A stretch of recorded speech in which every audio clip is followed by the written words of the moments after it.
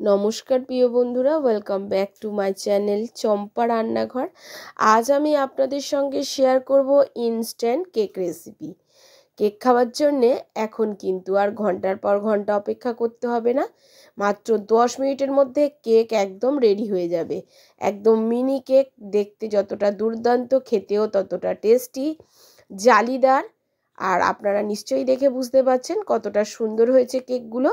তাহলে চলুন বন্ধুরা, ঝটপট দেখিয়ে দিই কিভাবে আমি কেকগুলো বানিয়েছি। কেকটা বানানোর জন্য আমি নিয়েছি 1 কাপ সুজি।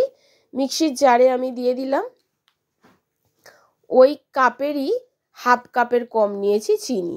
আপনারা যেমন মিষ্টি খাবেন সেই অনুযায়ী চিনিটা ব্যবহার করবেন। আর চিনি আর সুজিটাকে একটা ফাইন পাউডার বানিয়ে নিয়েছি। নিয়ে একটা বোলে ঢেলে নিচ্ছি। দেখতেই পাচ্ছেন কতটা সুন্দর পাউডার হয়েছে। এখন নিয়ে নিচ্ছি কাস্টার্ড পাউডার। এটা ভ্যানিলা ফ্লেভারের কাস্টার্ড পাউডার। এতে আর কেকের মধ্যে ভ্যানিলা দেওয়ার কোনো দরকার নেই।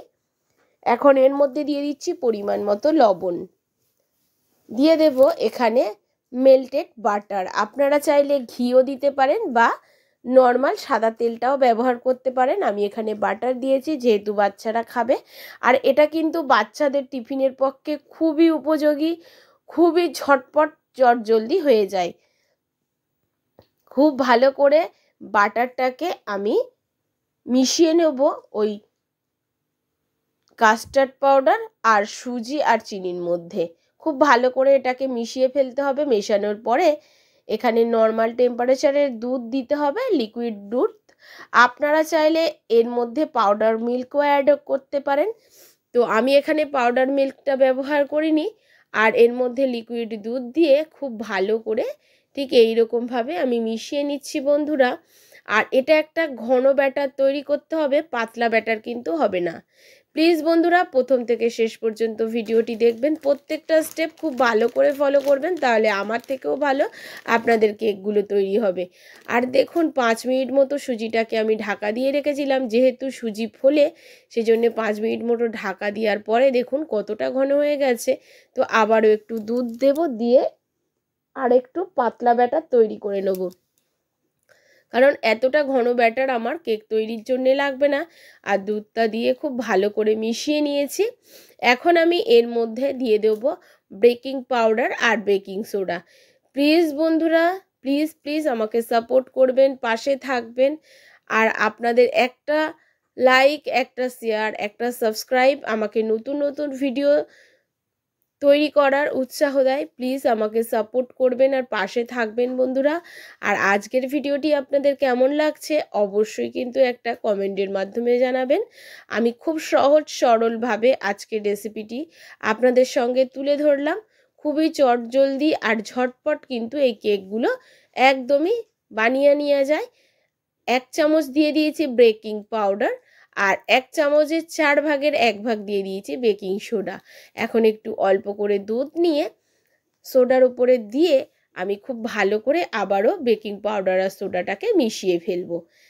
আর বন্ধুরা, এই কেকটা বানানোর একটা পদ্ধতি আছে, সেই পদ্ধতিটা অবশ্যই আপনারা ফলো করবেন। আর ব্যাটারটা কিন্তু ঠিক এইরকম ঘন ব্যাটার হবে, একটু গাঢ় ব্যাটার তৈরি করতে হবে, পাতলা ব্যাটার কিন্তু একদমই তৈরি করবেন না। আর দেখুন ঠিক এরকম থপথপ করে পড়বে, এইরকম একটা ঘন ব্যাটার কিন্তু আপনাদেরকে বানাতে হবে কেক তৈরির জন্য। এখন এখানে আপ্পাম প্যান আমি নিয়ে নিয়েছি, আর প্যানটাকে আগে থেকে 1 মিনিট খুব ভালো করে গরম করে নিয়েছি। তারপরে গ্যাসের ফ্লেমটাকে অফ করে দিয়ে এবারে তেল ব্রাশ করে নিচ্ছি। ভালো করে মাথায় রাখবেন বন্ধুরা, প্রথমে প্যানটাকে গরম করে নিতে হবে, তারপরে মিনিমাম 1 মিনিট মতো আপনারা গরম করে নেবেন। নেওয়ার পরে খুব ভালো করে তেলটা ব্রাশ করে দেবেন, কিন্তু গ্যাসের ফ্লেমটা অফ করে। তেলটা ব্রাশ করে নেওয়ার পরে এবারে এর মধ্যে আমি এবারে ব্যাটারটা দিয়ে দেব। আর পুরো ভর্তি করে ব্যাটারটা দেবেন না বন্ধুরা, হাফ হাফ একটু ফাঁকা রেখে ব্যাটারটা দেবেন। কতটা ঘন আছে ব্যাটারটা নিশ্চয়ই আপনারা বুঝতে পাচ্ছেন। ঠিক এই রকম ঘন ব্যাটার তৈরি করতে হবে। আর প্রত্যেকটাতে আমি ব্যাটারগুলো দিয়ে দেবো। এর মধ্যে আপনারা যে কোনো ড্রাই ফ্রুটসও অ্যাড করতে পারেন, উপর দিয়ে দিতে পারেন।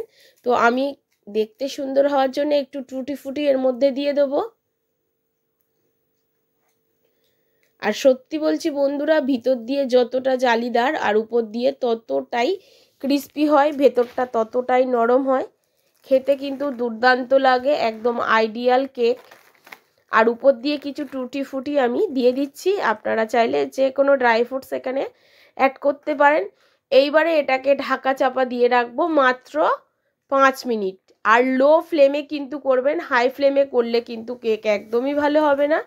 এইবারে গ্যাসের ফ্লেমটাকে অন করে দিয়ে তারপরে এবারে ঢাকা চাপা দিয়ে দেবো। কোনো দিক দিয়ে যেন হাওয়া পাস না হয় দেখতে হবে। আর 5 মিনিটের পরে আমি ঢাকাটা খুলে নিয়েছি। আর দেখুন বন্ধুরা, কেকগুলো কতটা সুন্দর হয়েছে। একটু চামচ দিয়ে এটাকে আমি উল্টে নেব। বেশ ফুলকো ফুলকো আর জালিদার হয় বন্ধুরা।